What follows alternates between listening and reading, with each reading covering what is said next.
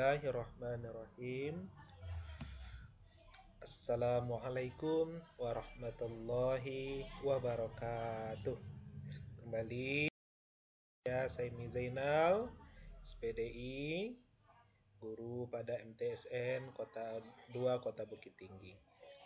Baik, pada kesempatan kali ini kita akan membahas strategi yang dilakukan oleh Rasulullah SAW pada dakwah beliau di Madinah.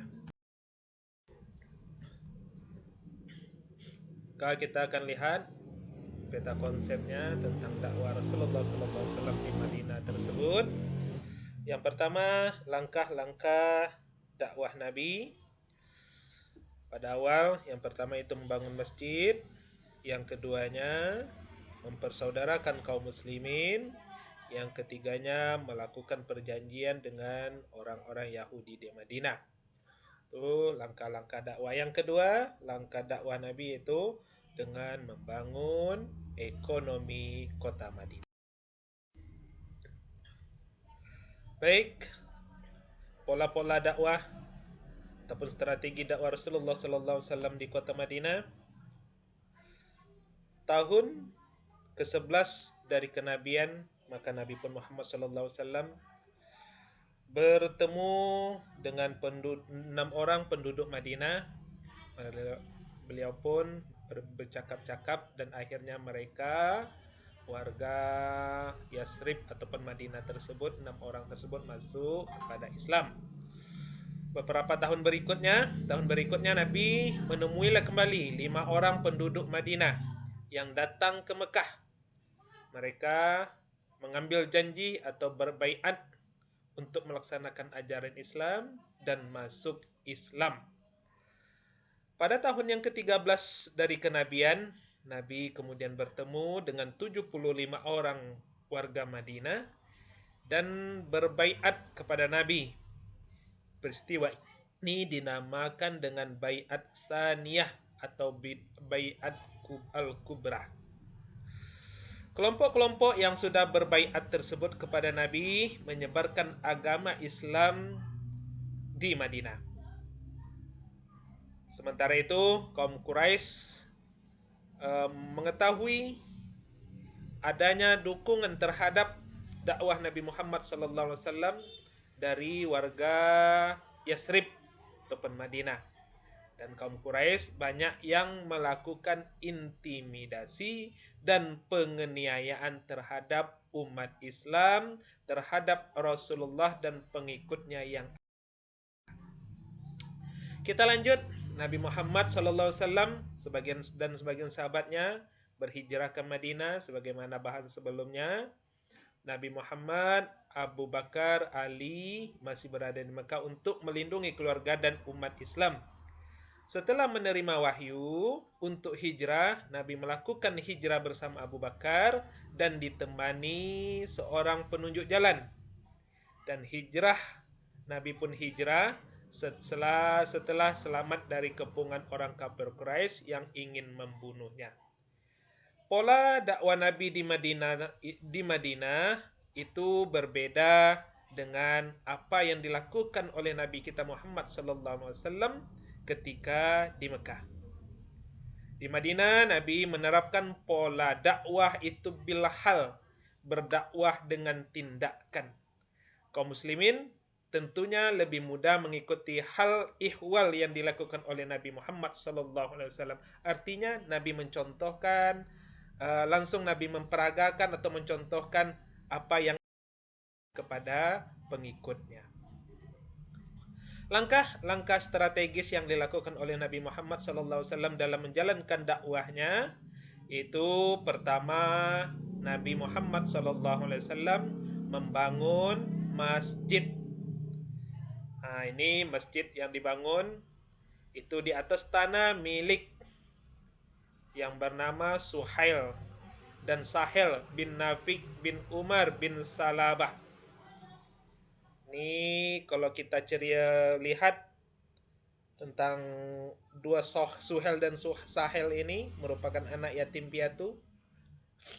Bangunan masjid Masjid selain tempat ibadah juga digunakan untuk bermusyawarah, talabul ilmi, menuntut ilmu, menghimpun kekuatan dalam menghadapi musuh, mengatur siasat perang dan lain sebagainya.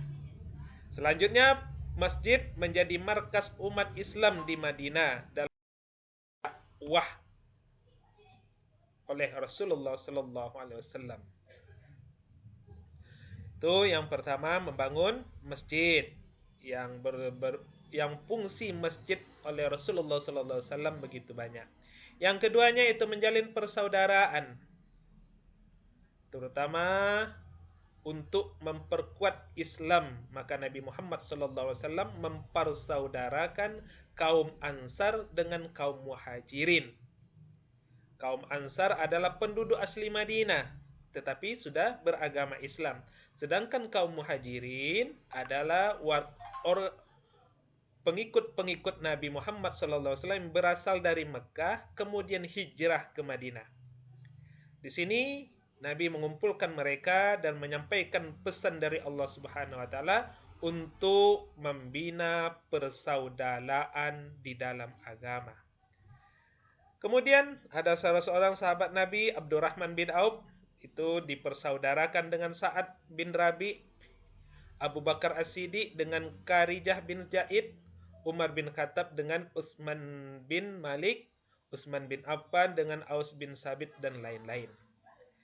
Jadi jalinan persaudaraan bertujuan agar umat Islam semakin kuat. Terjalin sikap saling tolong-menolong antar kaum Muhajirin dan kaum Ansar, antar kaum Aus dan kaum. Lanjut, langkah strategis yang dilakukan oleh Nabi Muhammad SAW dalam menjalankan dakwahnya, yaitu Nabi melakukan menggalang kerukunan. Sudah sama kita ketahui bahwa di Madinah tersebut belum 100% beragama Islam atau pengikut Nabi.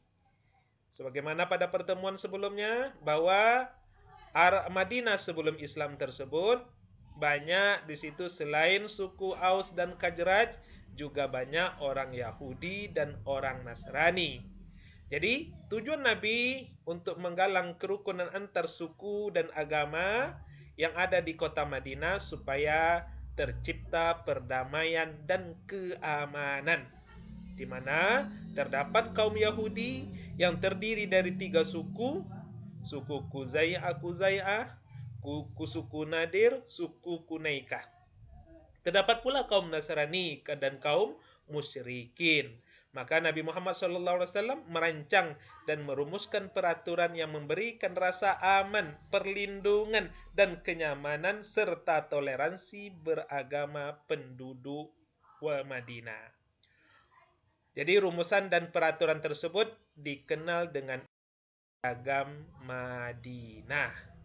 Kemudian langkah-langkah strategis yang dilakukan oleh Nabi Muhammad SAW dalam menjalankan dakwahnya di Madinah, yaitu Nabi membangun pasar. Di sini Nabi meyakini, berprinsip bahwa ekonomi merupakan pilar penting dalam kehidupan masyarakat. Di sini orang-orang Yahudi sangat pandai dan lihai dalam bidang ekonomi, tetapi mereka seringkali curang dalam berbisnis dan berniaga. Maka Nabi membangun pasar yang baru, bukan hanya lokasinya yang baru, tapi juga peraturan yang digunakan baru, yaitu peraturan syariat Islam. Lokasi berbeda, lokasi pasar dibuat Nabi itu berada di sebelah barat Masjid.